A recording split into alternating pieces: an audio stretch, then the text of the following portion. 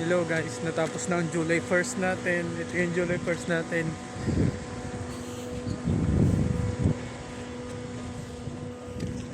It's very nice to see you.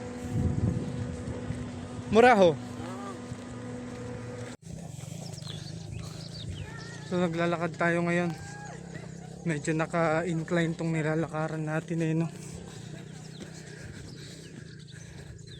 Paanan kasi ng bundok to guys.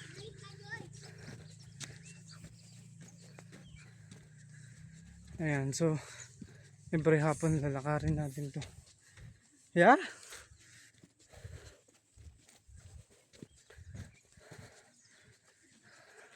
Mataas yan. Ganito itsura.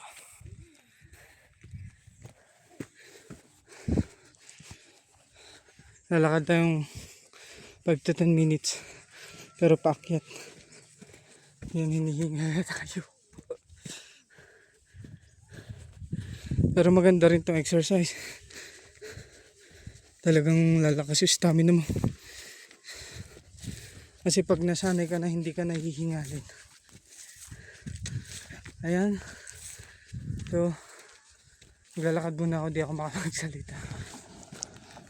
So, kung mapapansin nyo guys, ayun yung lake.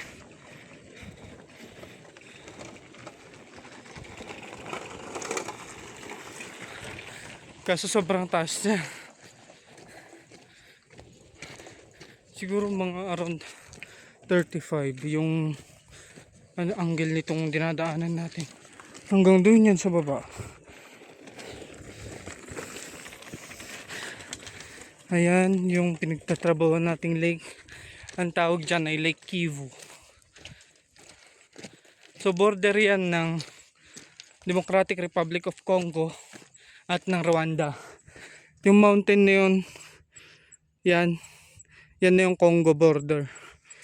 So tatawid lang tayo doon, kahit dito lang sa lake makakapunta na tayo sa ibang bansa. Ayan.